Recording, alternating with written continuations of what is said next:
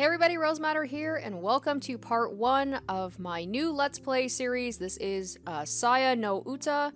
I hope I'm saying that right, aka The Song of Saya. It is a horror visual novel, and I don't know very much about it because I always try and go into these as blind as possible, but it seems to be quite disturbing. And based on your guys' comments in my Undertale finale when you found out I was doing this game, not gonna lie, I'm a little concerned because I was getting comments about how this is a very traumatizing game. It's, you guys were like, oh, how is she gonna handle this? Is she gonna be able to finish it? Things like that. So we will see. I like to hope that with the horror games I've been playing recently, I've hardened up a little bit and maybe steeled my resolve, but let's be honest, I'm a big marshmallow still deep down inside. So we will see. We will see how this goes, but I gotta stop stalling. I just gotta get into this, and I gotta see what this game is all about. So let's get into it.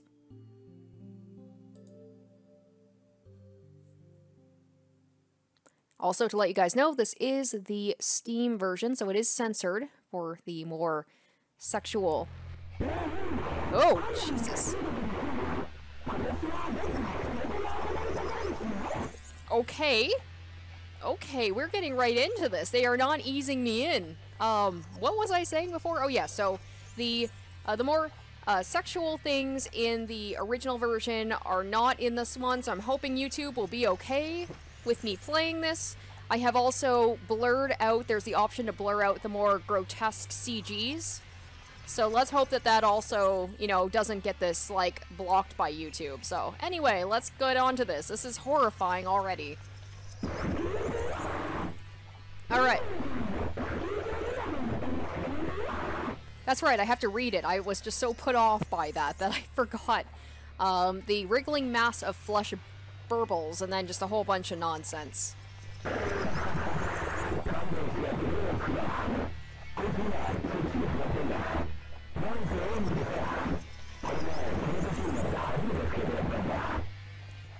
Oh god, is this gonna be the whole game? I don't think my head will be able to handle this. 3 such creatures sit around the table in front of me, slurping filthy sludge from their cups as they trade whines, growls, and sounds that I cannot describe.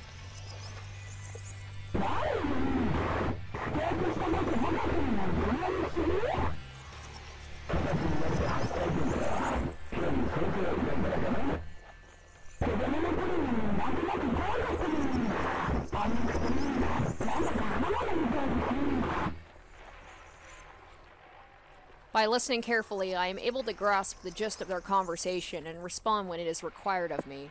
This is necessary to avoid arousing their suspicion. However these creatures look, they are my friends, apparently. I wish I could still deny it, but I gave up on that a long time ago. Night after night, I went to sleep praying for an end to this nightmare, only to wake each morning to the same twisted hellscape as the day before. I know now I have to blend in, that I have to act like one of them. Such has been my life these past 3 months, and so it will remain until the day I die.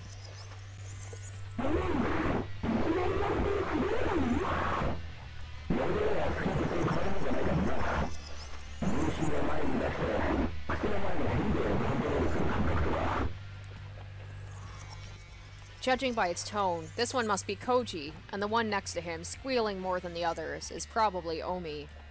Which means that the one next to me is Yo, though I can no longer see any trace of her once attractive features. I try my best to ignore the rotten stench of excrement that issues from her quivering flesh. Oh boy, the descriptions on this, man.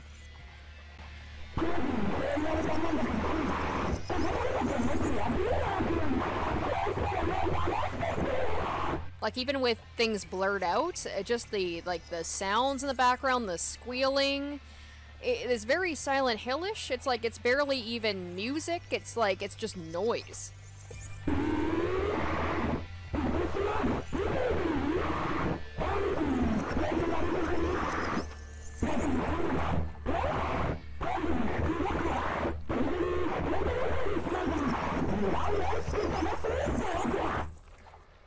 Everything has changed. Or almost everything. By some cruel trick of fate, my relationship to the world alone remains the same, as if an insane architect took the blueprints of my life and rebuilt it out of blood and gore. These monsters and I were part of the same college club. We studied together, ate together. We even went skiing together every winter break. Now these are but painful memories of days that will never return. If only no one recognized me, I might have been able to disconnect myself from the world.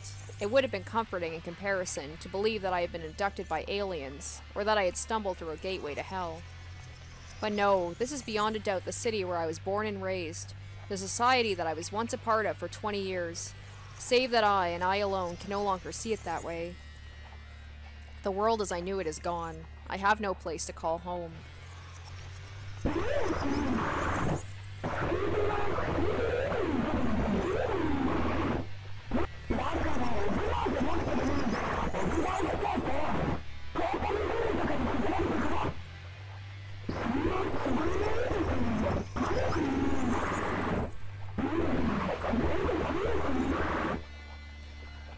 Anyway, I can tell that whatever they're discussing is of no importance to me. I decide to keep quiet while pretending to listen. But just then...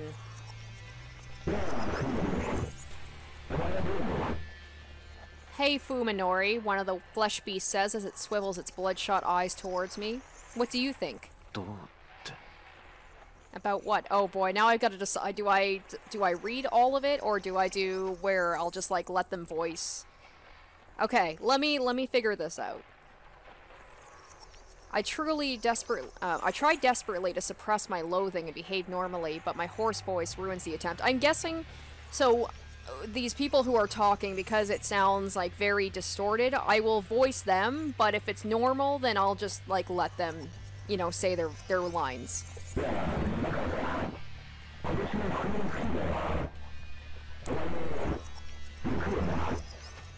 We're talking about this year's ski trip. You're coming too, right? A slimy hole near the top of the creature writhes nauseatingly as it vomits some semblance of words. That must be Koji's face, or what I would have seen as such 3 months ago.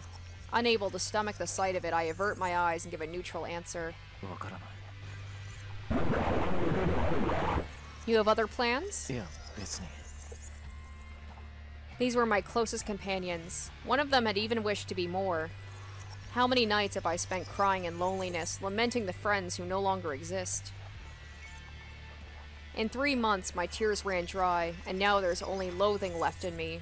Surrounded by hideous creatures that I can only assume are Koji, Omi, and Yo, I spend each day trying to act as I always have. If I fail at this, I'll surely be sent back to the hospital. Only this time I'll be locked away forever. Okay, did he like suffer some sort of traumatic thing that causes him to see the world like this? Or what's going on here? No matter what, I won't let that happen.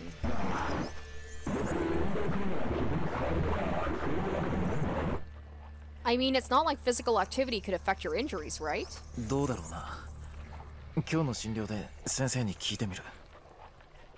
That's it. I can't look at them or bear their screeching any longer.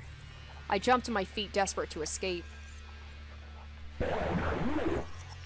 Hey, Fuminori.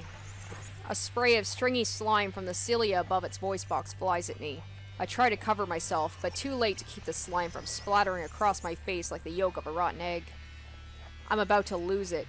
I want to grab a chair, a desk, anything within reach, and use it to smash the life of this creature, ending it all. I barely suppress the impulse. I mustn't let on that something is wrong. However they look to me, this is their world. I'm the outsider here.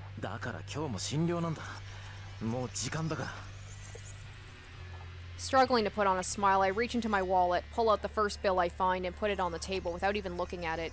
I don't care about the change. I just need to get out of here, now. Later, I mutter hastily and flee the cafeteria. I'm not crazy. ねえねえ、今度のスキーだけどさ、今年はどっかスケートも遊べるところにしない? Hey, says Takahata Omi, why don't we go somewhere we can skate for this year's ski trip? Oh boy. Oh, the joy of visual novels of new ones is trying to figure out the names. Tsukuba Yo frowns at the suggestion. スケート? わざわざスキー場にまで行ってスケート? It's so nice to have a break from just that whatever that was and just have it. I'm glad that that's not the whole thing. I'm glad I can have some normalcy to kind of like break it apart because I'd lose my mind if the whole game was just that.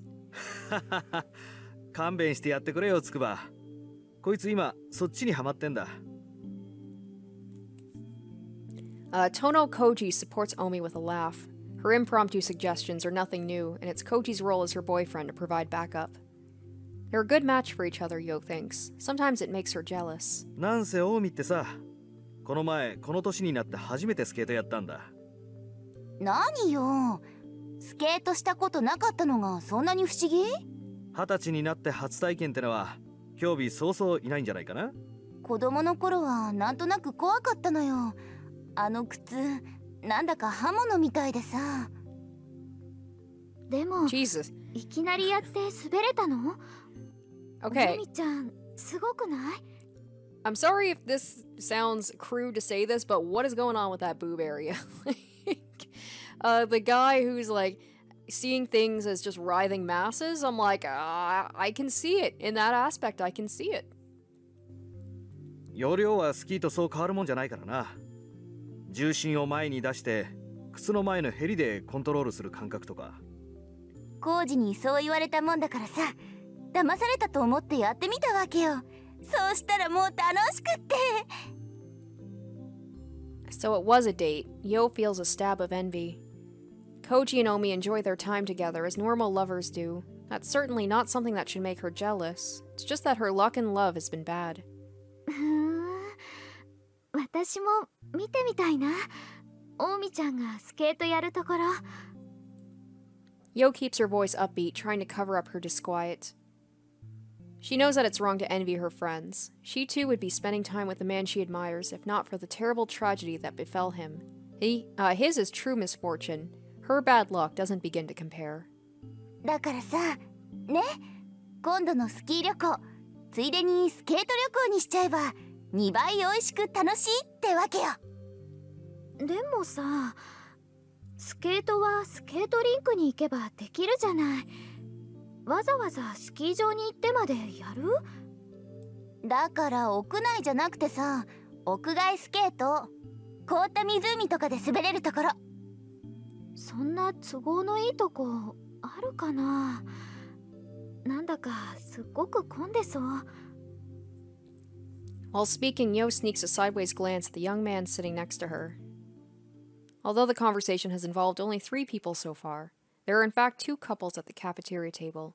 Yo's boyfriend, though there's still some doubt over whether he could be called that, is beside her, as silent and expressionless as a statue. なあ、ふみのり。お前はどう思う？ Okay, so we're seeing the other side of the conversation and it's just like completely normal, and then you see what he saw. Perhaps Koji sensed Yo's pain in his usual quiet and considerate way. どうって。 The cause of Yo's distress. Sakisaka Fuminori responds to Koji's sudden query with a vague, mumbled question of his own. いや、だからさ、今年の冬のスキーだよ。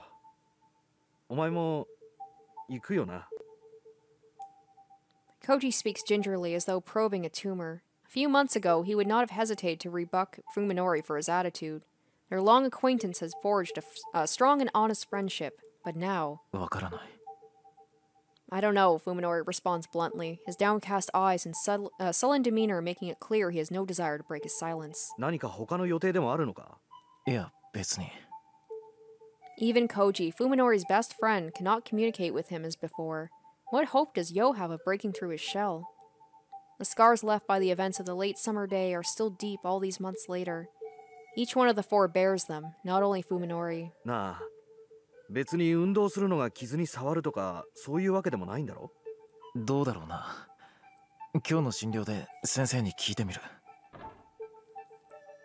As though that answer drained the last of his patience, Fuminori bolts out of his chair. おい、ふみのり。 Even Koji can't keep his voice from rising as he tries to stop Fuminori from leaving. Fuminori reacts swiftly, throwing his hand over his face as though to shield himself from something terrifying. Maybe some spit flew inadvertently from Koji's mouth, but that happens sometimes. Fuminori's reaction is beyond the pale. だから今日も診療なんだ。もう時間だから。 Like I said, Fuminori snaps, making no attempt to relieve the discomfort of his friends. Today's my checkup. I have to go. Even as he tosses money on the table to pay for his coffee, he acts like he's touching something filthy. それじゃ。 Fuminori stalks out of the cafeteria, almost as if he's running away. Cloaked in heavy silence, the remaining 3 lower their gaze to the table, where the abandoned 10,000 yen bill sways forlornly. Fuminori's coffee is untouched. やってられないわね。もう。 Now, I wonder if, like, he can't eat or drink things as well, like, if that's disgusting to him as well. I can't take this anymore, Omi says with a sigh, but Koji shakes his head reproachfully. ふみのりにはもう少し時間が必要なんだと思う。だってもう3ヶ月よ。なんなのよあれ。付き合ってるこっちが変になりそうよ。俺だってわからない。わかるはずもないと思う。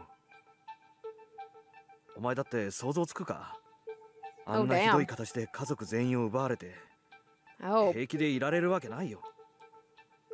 It could have happened to anyone. A tractor trailer flipped over on the highway, crushing the Sakisaka family car into a twisted scrap. They said it had been difficult to tell the bodies of Fuminori's parents apart. So maybe that traumatizing experience, like maybe he had some sort of head injury combined with seeing like all that gore, and maybe it like changed his cognitive, perception of things. That's pretty fucked up. For a while, it had looked as if there was no hope for Fuminori either. It was nothing short of a miracle that he was able to leave the hospital and return to a normal life. 見舞いに行った時なんてもっとひどかったじゃないか。誰が誰かも分からずに怯えて暴れてベッドに縛り付けられて。今はよくあそこまで立ち直ってくれたと思う。それにしたって変よ、咲坂くん。私たちのこと見る目つき、あれ何なの？よせ、近江。Cut it out, Koji says forcefully, probably less out of empathy for his friend than out of consideration for Yo.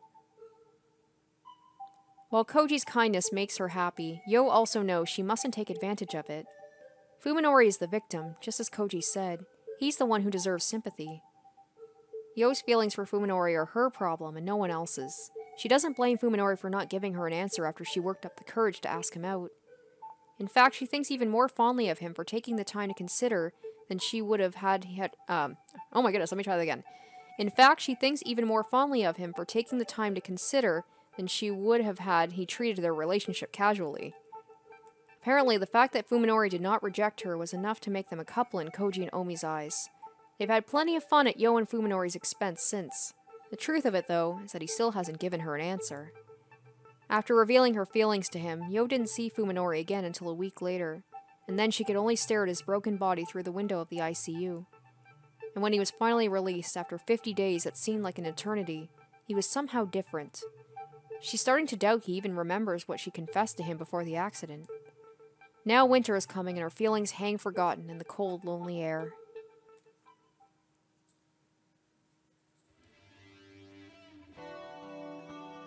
Right. Dr. Tambo Ryoko has never seen a more troublesome patient. その後の経過はどうですか？いえ、別段。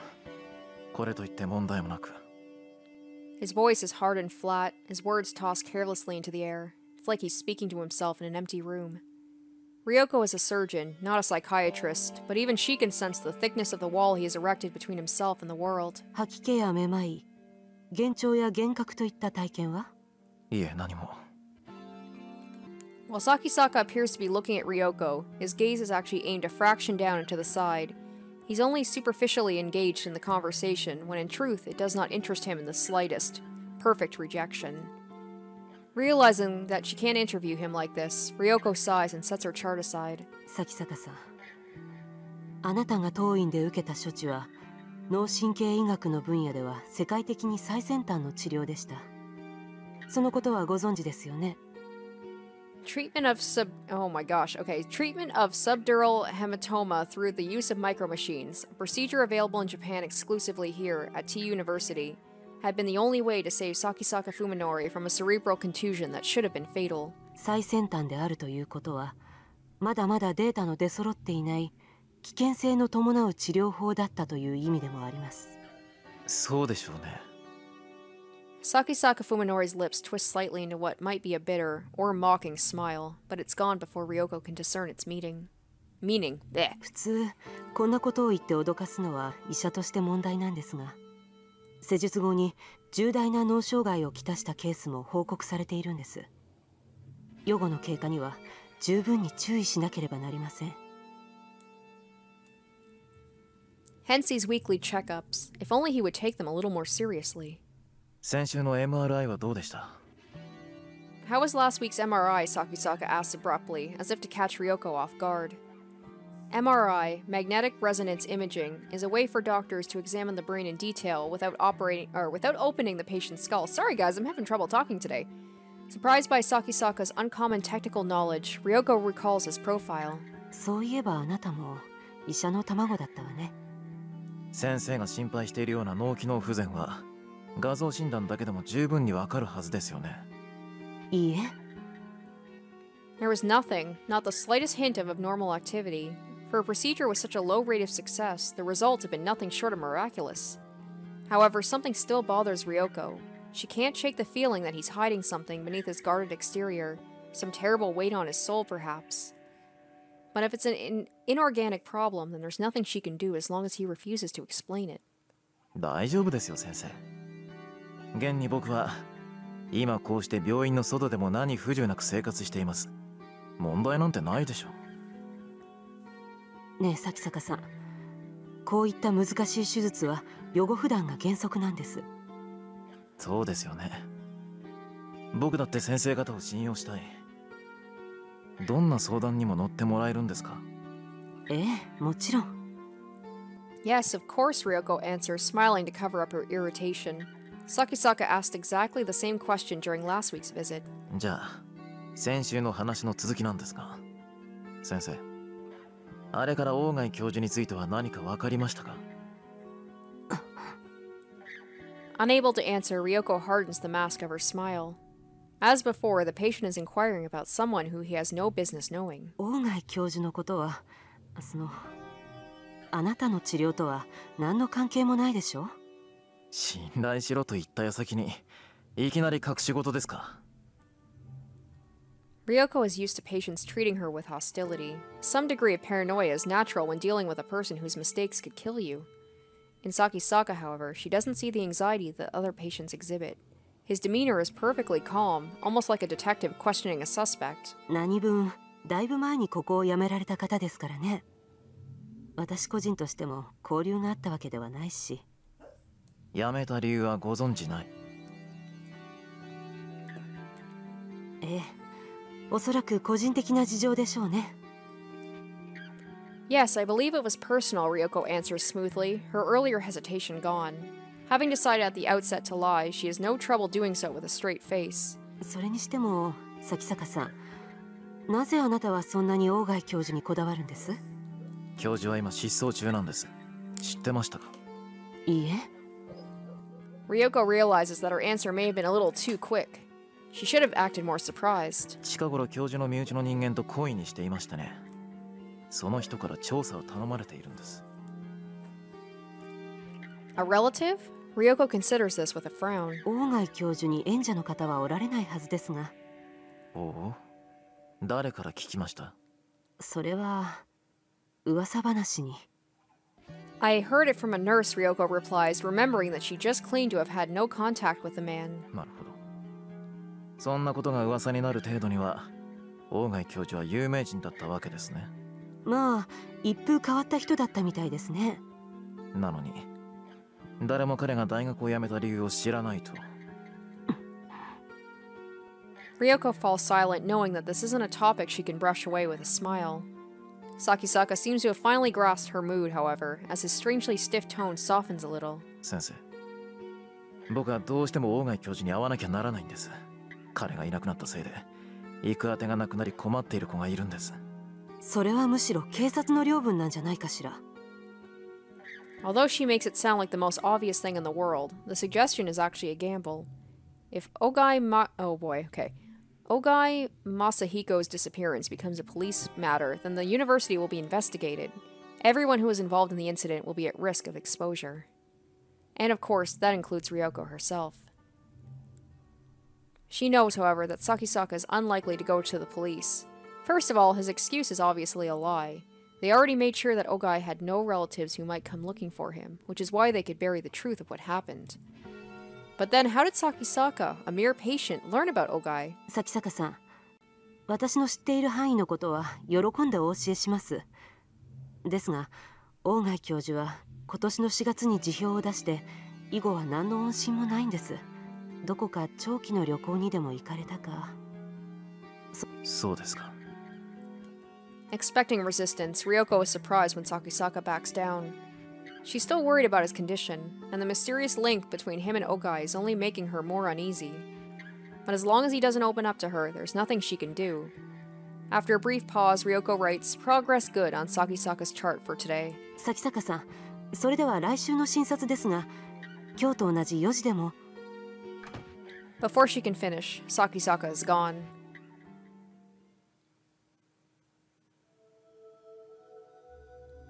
It looks like someone sprayed the walls with pig guts from ceiling to floor. What color should the walls of a hospital be? White, of course. And to the creatures of rotten flesh shambling around me, I'm sure this hallway looks just as white as it should. I know intellectually that the walls are white. I know that the flesh beasts are really human. I'm the one with the problem, and it's because I've accepted this that I'm able to lead something approaching a normal life. Even if my university's medical department is nowhere near as good as T University's, I'm still a medical student specializing in neurology. I have a basic idea of what has happened to me, though it's hard to believe. This isn't a pathological condition. It's probably some form of agnosia, unlike anything that's ever been studied before. The flesh beast called Tombo Ryoko said that other patients had developed neurological disorders after receiving the same treatment I did, so I guess I'm just another failure. It makes me want to laugh in that know-it-all doctor's face. That said, I don't blame the doctors who operated on me. After all, I do owe them my life. I know as well as anyone how low of a chance of success was, and that I had no other hope of survival. But man, this kind of life, he probably wishes that they hadn't succeeded. I was unlucky. That's all there is to it. The point is that my condition isn't treatable. That must be so messed up knowing as like a medical student, and he's like approaching this from a completely just logical point of view. That must be even worse than, I guess, being ignorant to it and not realizing that this isn't normal and there's nothing you can do about it.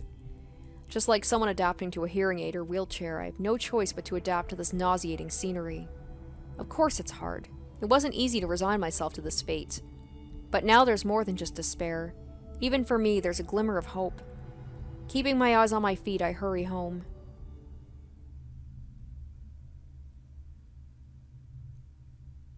I live in a quiet suburban neighborhood in a house that's much too large for me alone.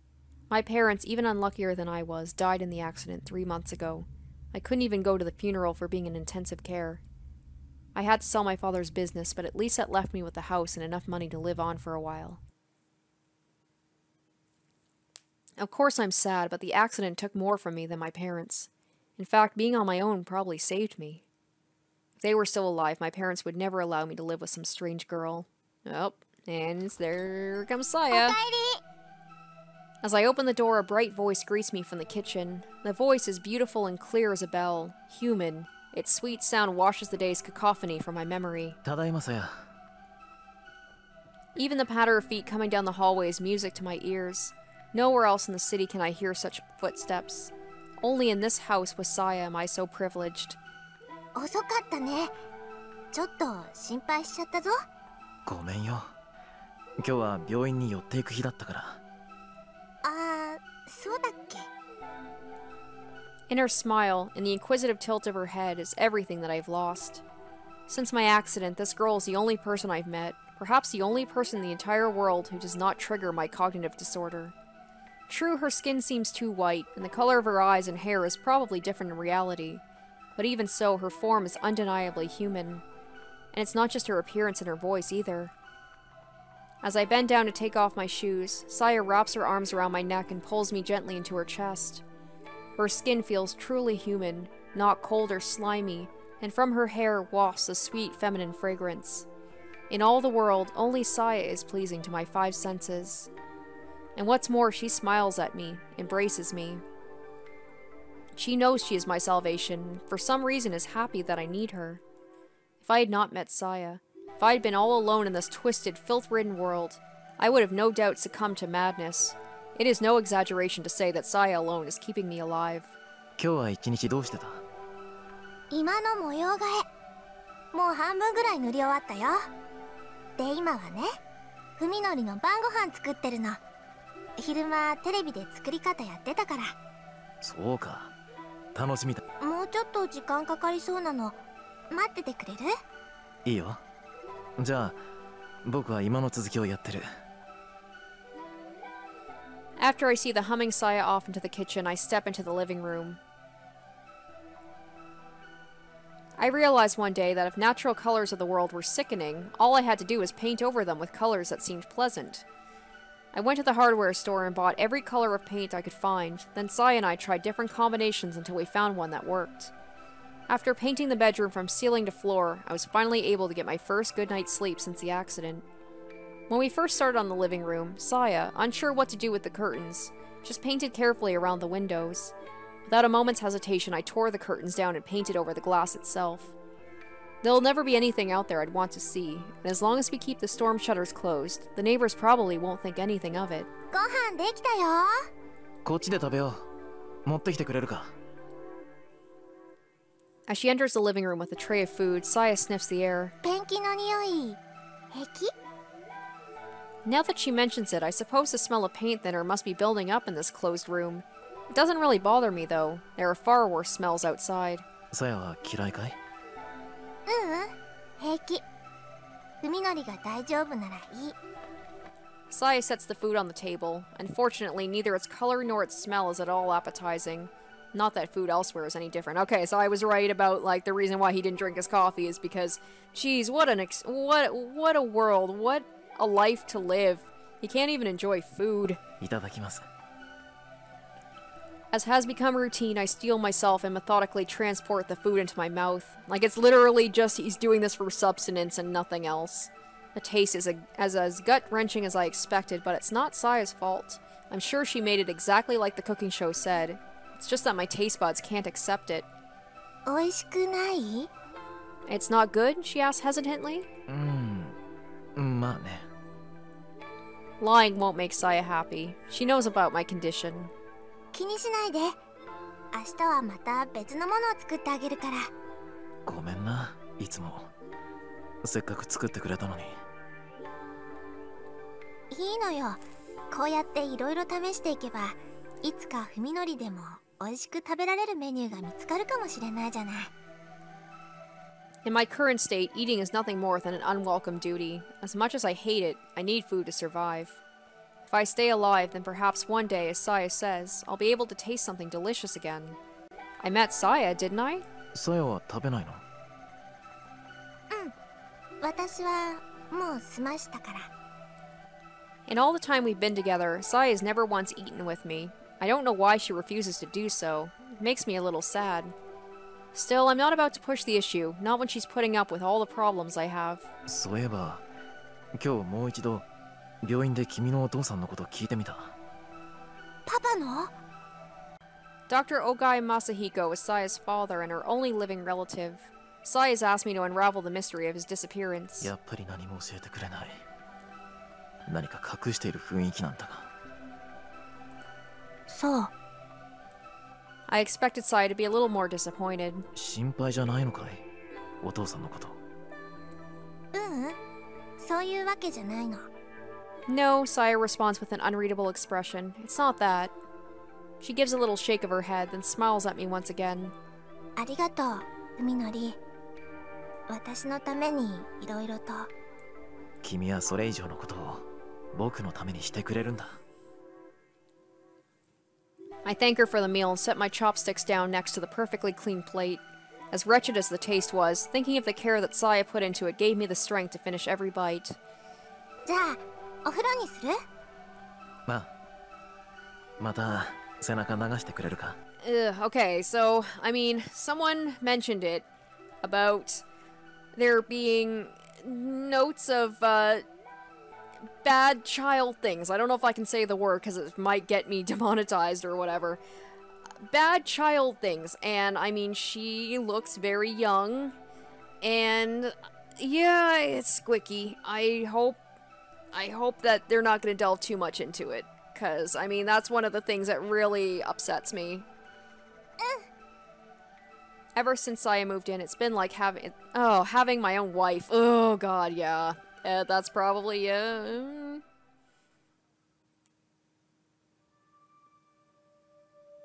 Saya. Why are you so good to me? Is this truly what you want? What am I that you can give yourself to me, body and soul? Ew, body and soul. Ugh. Is this merely sympathy? Do you pity me, the exile from society? Is that enough for you to surrender yourself to such mad desire? Are you so wanton? Ugh, Saya is here. She is with me now. Only in this moment is her existence certain. Only when I am joined with her can I believe, yeah, it's going there, isn't it? No matter what cruel fate might await me, Saya, there is nothing I fear more than losing you. Fuminori, 泣いてるの? I realize that my cheeks are wet with tears. どうしてなんだサヤ。なぜ僕にここまでしてくれる。Fuminori. わからないんだ。わからないのに僕だけがどんどん君に惹かれていく。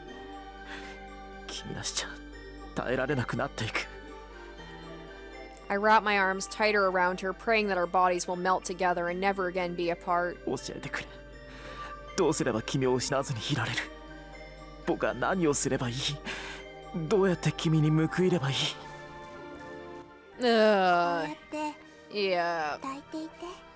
Oh, like in that picture, like he looks like a 20-something-year-old and she looks 12, and this is very upsetting. Keep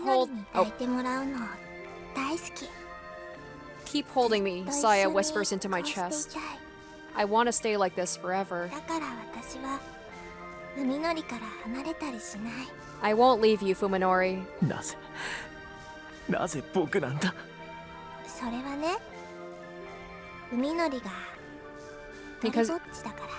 Because you're all alone, she says softly, gazing up into my eyes. それはさやも一人ぼっちだったから。 All alone, just like me. The sorrow in her voice resonates with my own. There is a deep loneliness in her eyes, a loneliness from which now springs boundless affection. だからさやにもFuminoriしかいないの。この世でただ一人だけ私を抱きしめてくれる大好きなFuminori. Now I know. No matter what horrors this world unleashes upon me, all I'll ever need is Saya. Ugh. Gross. Gross. Yo is determined to talk to him today. Nothing will happen as long as she hesitates. It will only prolong her suffering. This time, the time has come to show courage once again. Yo's fourth period on Thursdays is biology. This is her one chance to see Fuminori. As a required course with many students, the lecture is held in a large hall that can seat well over 200. But since the room is usually only half full, it's rarely difficult for Yo to find the seat she wants. Yo prefers to sit near the center where it's easiest to hear the professor. Most of the students congregate in this area for the same reason. Fuminori usually sits beside her, though given the ambiguous state of the relationship, she knows better than to take this for granted. Still, she tries to save a seat whenever possible. The classroom isn't crowded today, so Yo is able to set her bag on the seat next to her without inconveniencing anyone. But when the professor arrives at the usual time to start class, there's still no sign of Fuminori. After waiting for about 10 minutes, Yo scans the room fervently. Fuminori is there, sitting alone in the far back corner. Did he miss Yo when he came in? No, he couldn't have. And besides, no serious student would willingly sit so far away from the front. Feeling miserable, Yo slides her bag back over to herself. Fuminori is out the door the moment class ends. Yo barely manages to catch up to him before he disappears down the hall. Man, I gotta say, I guess props to him for still going to class. I can only imagine how terrifying a room full of just meat bodies and guts it must be, and yet he's still going to school. Hell, I missed more school than I would like to admit because of my anxiety, and I didn't have to deal with seeing the world like this, so I'm just like, what was my excuse? Sakisaka-san! Fuminori jerks at the sound of his name. You'd think she just screamed at him. 何か。 What? He turns to her and asks reluctantly. Now that they are face to face, Yo is painfully aware of how much weight Fuminori has lost. His sunken eyes and protruding cheekbones are a far cry from the features familiar to her. She wonders whether he is under a lot of stress, or perhaps not getting enough nutrition. Maybe it's both. He definitely looks more tense than he should, afraid even, though, of what she can't imagine. His eyes move restlessly from point to point, and he refuses to look Yo in the eye. It hurts to see Fuminori this way. What could have changed him so?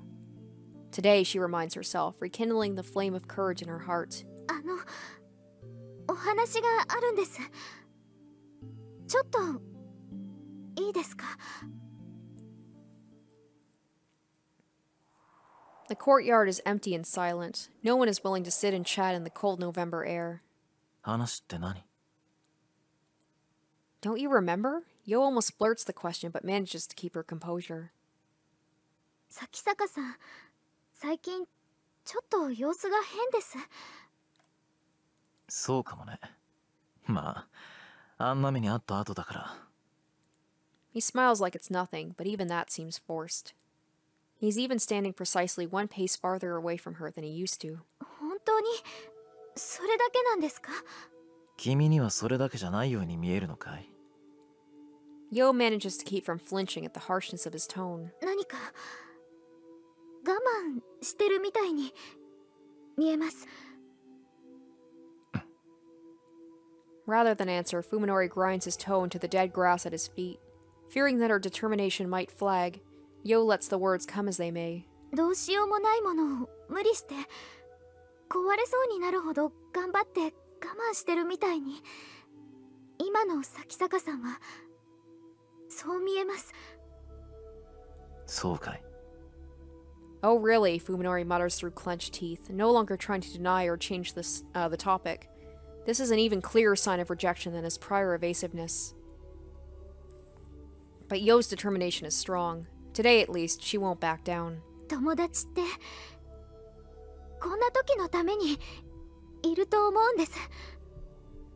It's times like these, she implores, trying to convey the sincerity of her own feelings for him, that you need your friends. This is very Higurashi-like, except I don't think it's going to go nearly as nicely as it does there. ご家族のことは本当に残念だったと思います。 I feel really bad about your parents. でも、咲坂さんは一人ぼっちじゃありません。友君やオミちゃんや、それに。But you're not alone. You have Koji and Omi and 私が。you have me. Yo can no longer stop the words pouring from her lips. She fears that if she does not unleash her feelings now, they'll be lost forever. 一人で背負い込んだりしなくても、私たちで何とかできることだってあると思うんです。I think we can help you so you don't have to deal with it all by yourself. たとえ何もできないにしても、話してさえくれれば、あなたが少しでも楽になるかもしれない。Even if we can't do anything, just talking to us might make you feel better. If only she knew it just makes him feel worse. 私、咲坂さんの力になりたいんです。他のみんなも同じ気持ちだと。I want to help you. We all do, so please tell me. やめてくれ! Stop it, Fuminori shouts, silencing Yo's entreaty. She promised herself she wouldn't back down, but Fuminori's expression is terrible enough to shatter her resolve. The look in his eyes is not anger or any other warm-blooded emotion. It's hate. Murderously cold hate. そういえば君には一つ返事しなきゃいけない要件があったね。He remembers. He remembers and still has treated her so coldly. That's all the answer she needs. If his words stab any deeper, she might very well die. 僕は君のことをとりわけ特別に意識したことなんてなかった。君に好意を持たれてもどう接すればいいのか迷ってた。僕が君のことどう思ってるのか、正直な気持ちが自分でもわからなかったから。咲坂さん。でもね、今ではもうはっきりと答えが出てる。あれから考える時間だけはたっぷりとあったからね。筑波さん。Oh my gosh. 僕はあんたのことが大嫌いだ。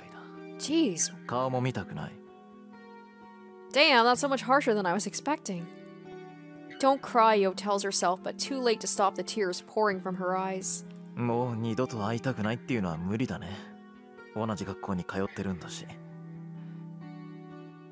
Maybe this is his way of being like, if I just tell her off and make her not want to hang around with me, then I don't have to see them anymore.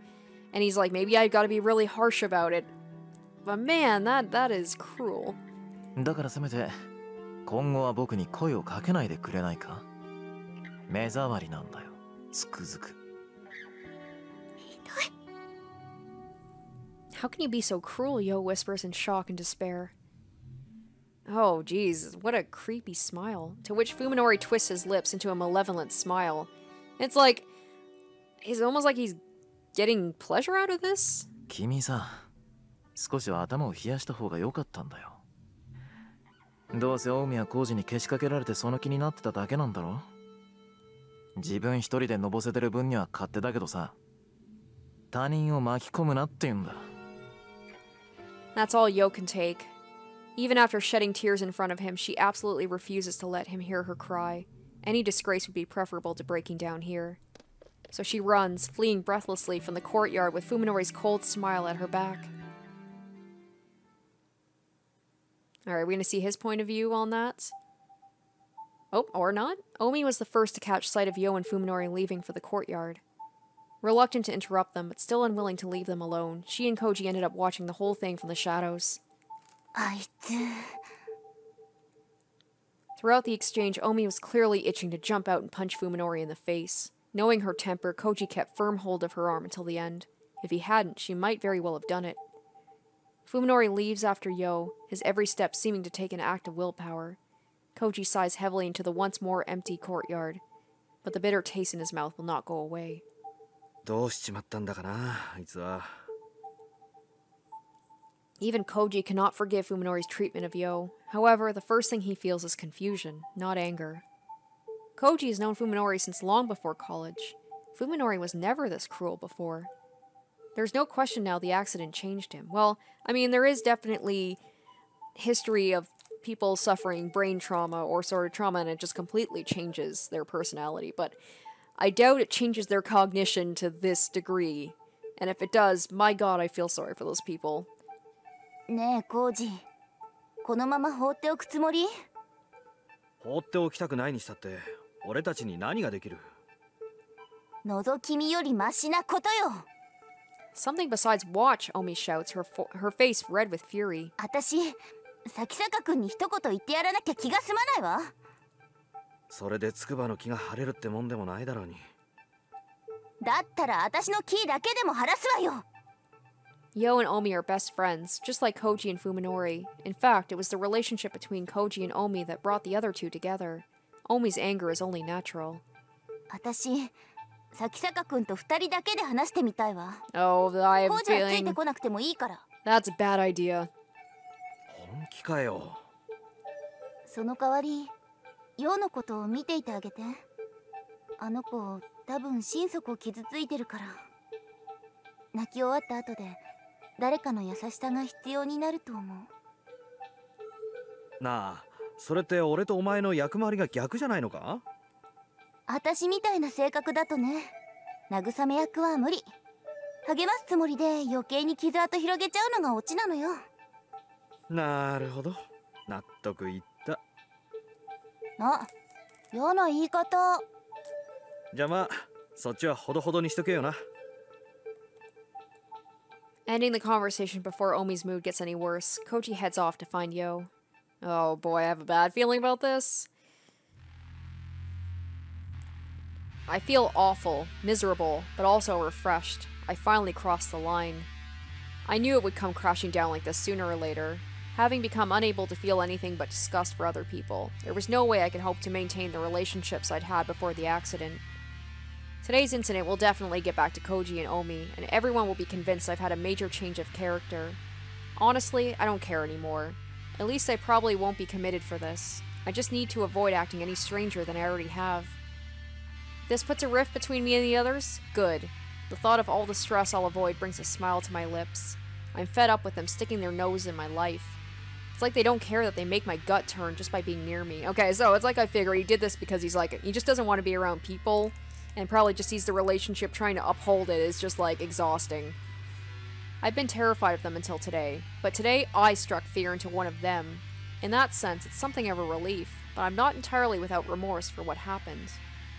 The person I just demolished with the verbal equivalent of a nuclear bomb used to be my friend Yo. Even if my senses don't believe it, my mind accepts the theory. I don't have any particular grudge against Yo herself, and I didn't want to hurt her. In retrospect, perhaps, I should have probably just ignored her outright. Yeah, like, saying that you hate her, you didn't think that was gonna, like, just break her heart? Yo was an attractive girl. I certainly didn't think badly of her. To be honest, though, I was annoyed when Koji and Omi tried to stick us together. It felt like they were using us as entertainment, and Yo seemed totally oblivious to the fact she was dancing to their tune. Her cluelessness was irritating. Still, I knew that none of them meant any harm. Back then, I didn't have any reason to hurt others just to get my way. If having a casual relationship with Yo would keep our circle of friends together, I was willing to make that compromise. Now, however, there is no room in my heart for such forbearance. If merely talking to someone is an ordeal, then how can I be expected to show them kindness? These ruminations have left me exhausted. I want to return to Saya as soon as possible, but thinking about the packed trains and crowded downtown streets between here and home saps my spirit. Catching sight of a nearby bench, I sit down and close my eyes to the horrors of the world. I can't do anything about the stink or the noise, but at least I can calm my nerves enough to rest.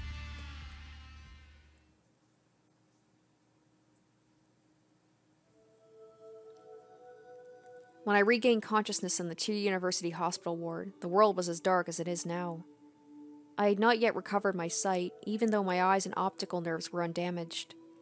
It must have been an after effect of the accident. Blindness was a shock, but now I know my suffering then was nothing. After all, my senses of hearing, touch, taste, and smell were all fine at the time. The real horror began when my sight returned. The one small mercy was that I was able to come to terms with the accident and my neurosurgery while still blind. I panicked when I first saw the nightmarish hospital and the blood-curdling shapes of the doctors and nurses, but I soon guessed the cause. It chills me to think of what might have happened if I had recovered my sight along with my consciousness.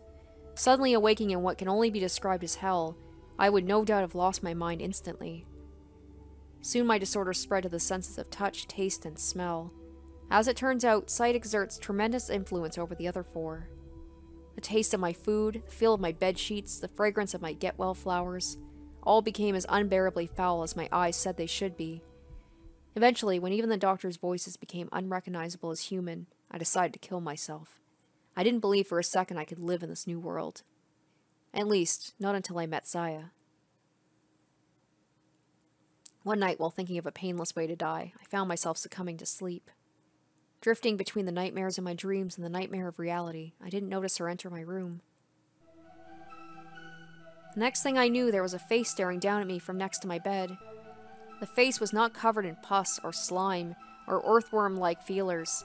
It had smooth white cheeks, round eyes, a lovely little nose, all things I had never expected to see again. The face was that of a girl, undeniably human and positively glowing with beauty. I sighed in admiration, savoring the first peace and joy since regaining my sight. She had not expected such a reaction, apparently. 怖くないの？私のこと。 Aren't you afraid of me? She asked. Looking at the clock, I saw it was exactly 3 in the morning. No time for a young girl to be alone in the hospital. Ugh! So that confirms that she is a young girl. Ugh, gross. Perhaps she expected me to mistake her for a ghost. But I would not have cared if she had been a ghost.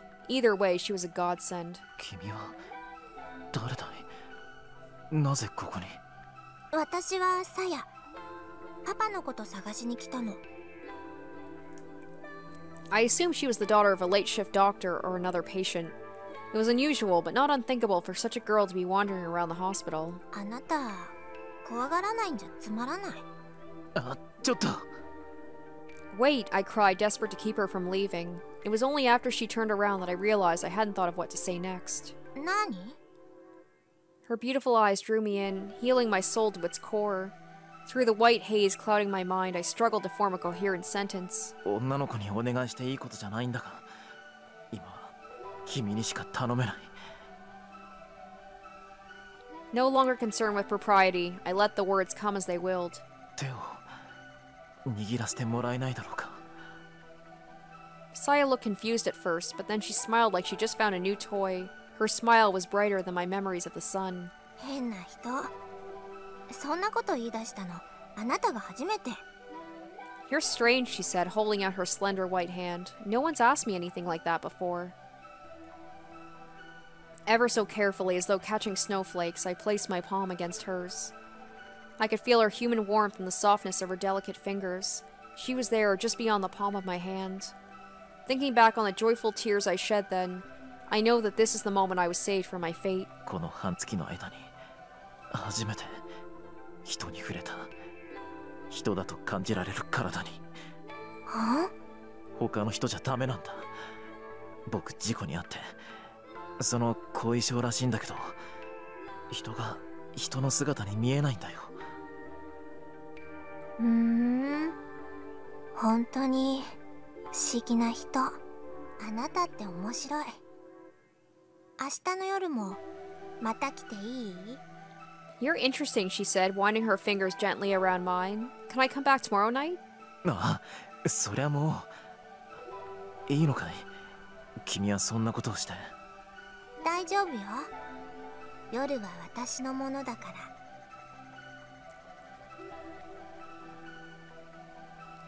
And so our rendezvous began. Saya came to my room every night at 3 a.m., skillfully taking advantage of the duty nurse's shift change. I was astonished to learn she was living inside the hospital. これだけ広いと隠れる場所には事欠かないから。It's so big I never run out of places to hide, she said, answering my surprise with a nonchalant smile. She had been living in the suburbs with her father, she told me, until one day he suddenly stopped coming home. After she had tired of waiting, Saya had decided one night to sneak into the hospitals where he'd worked. And there she lived for over 2 months, searching for his whereabouts all the while. 学校には行かなくていいのかい？いいの。勉強は全部パパに教えてもらったから。さやはとっても頭がいいんだよ。Ugh, she even talks like a little girl. Like, that's something like a schoolgirl would say, just like, I'm really smart. Dad taught me everything. I don't need to go to school. She was a strange girl. On the one hand, she looked and acted like a child. Okay, that confirms it. Yep. On the other, she was remarkably self-reliant, and at times exhibited a sharp intelligence and deep knowledge that many may have found unsettling. I didn't care. Saya was the only other human in a world gone mad. Her existence meant far more to me than the standards of society, so he knows this is wrong. And I get it, you know, it's like, you gotta have your little bit of happiness where you can in normalcy, but that didn't mean you had to take it to that level, my dude. Like, you didn't have to take it to somewhere that was, like, you know, illegal. 危なくないのか？見つかりそうになったことは。全然平気。ここにいれば食べるものにも不自由しないし、パパのうちに一人ぼっちでいるよりもずっと楽しいよ。So I'm wondering, considering the fact he sees everything normal as, you know, disgusting, and the fact he sees her as normal, maybe she's actually like a terrible, horrible flesh monster, and the fact that she doesn't eat food, and then, you know, she said to him, like, aren't you scared of me, and stuff like that, and then when he, like, asked to hold her hand, and she's like, nobody's asked me that before, so maybe she's a monster, and maybe her dad did some sort of, like, experimentation on her, or something, and that's why she hides from people. I don't know. 入院してる患者さんたちのうち、ちょっと精神的に参ってそうな人を事前にチェックしといてね。So I'm just like, there's obviously something off with her. I looked through the patients list and found the ones who have mental problems, Sai continued, grinning mischievously. 時々部屋に真夜中に忍び込んで脅かしたりするの。その人が大騒ぎしても、そういう患者さんの言うことはみんな真に受けたりしないから、結局は悪い夢ってことで片付けられちゃうし。Her confession reminded me the hospital was famous for its ghost stories. Who could have imagined there was actually a real girl impishly roaming these hallways? じゃあ、僕も最初はそのつもりで。うん。ごめんね。怒った？ While her pranks were hardly praiseworthy, I couldn't bring myself to scold her for the very thing that had brought us together. もうやらない方がいい。その代わり、夜は僕の話し相手になってくれないか？さやもその方が楽しい。With extreme care, I was able to conceal my sensory disorder. It was glaringly obvious the doctors had no way to cure me, and the fact that I had undergone a still experimental procedure made me even more cautious. As a medical student, it was easy for me to imagine how the doctors would react if they discovered I was exhibiting such unusual side effects. I was not about to become a guinea pig, a mere specimen to be examined with clinical detachment. And so I hid my discomfort and loathing behind a mask of normalcy, convincing the doctors that any signs of stress were merely a result of hospitalization. Saya was my support. Looking forward to her nightly visits gave me the strength to endure my daily torture. Hope can make an enormous difference in a patient's progress. With the aid of my secret nurse, I recovered at a pace that left the doctors stunned. On the last night before my release, I summoned my courage and asked her, 君はこれからもずっとこの病院に居続けるのかい？うん。結局パパの手がかりはなかったけど、もう他にいるところもないし、バレそうになるまではいいかなって。In other words, there was nothing keeping her there. よかったら僕の家に来ないか？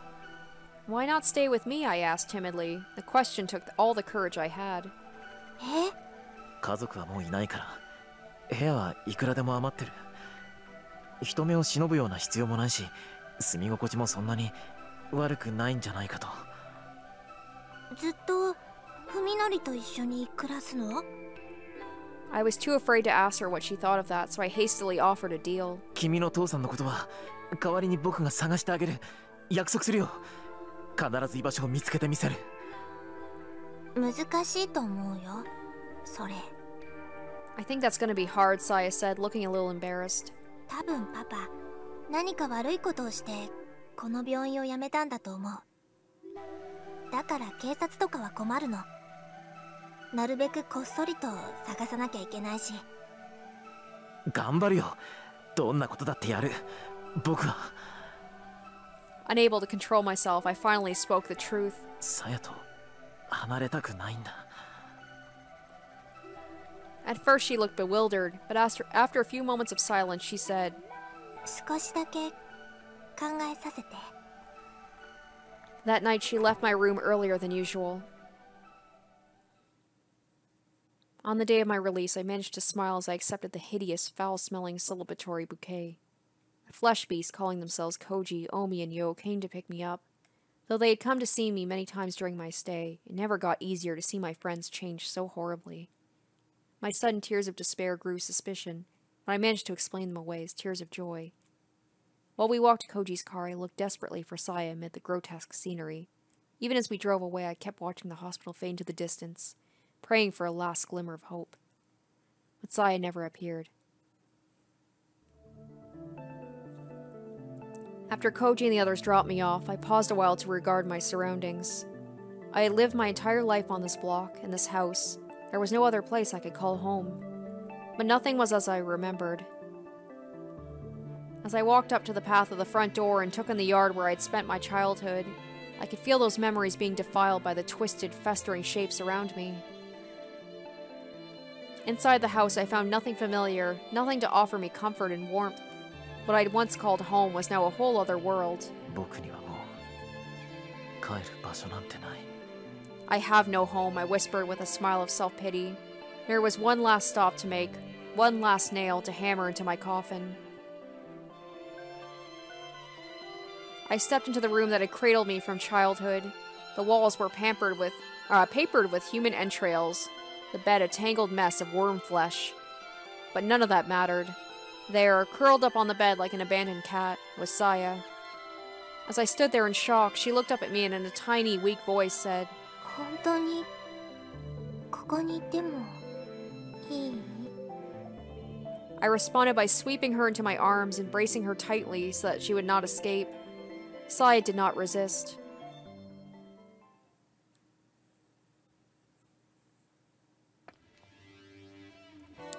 When she arrives at the Sakisaka house, Omi first takes a deep breath to calm herself. Oh no. Her anger does not vanish entirely, of course, but at least now she can hear herself think. While waiting for a response from the intercom, she looks over the patch of yard that she can see from outside the gate. Even Omi isn't normally one to complain about other people's housekeeping, but this is going too far. The grass is growing wild, and there are piles of dead leaves scattered everywhere. It doesn't just look unattended, it looked like an uninhabited ruin. It's still light out, but every window has its storm shutters tightly sealed. Omi guesses they've been closed since morning. What kind of life is Fuminori leading? Even if he's living alone, he can't neglect his housework forever. And is it just her imagination, or does something stink like rotten meat? It couldn't be coming from the yard, could it?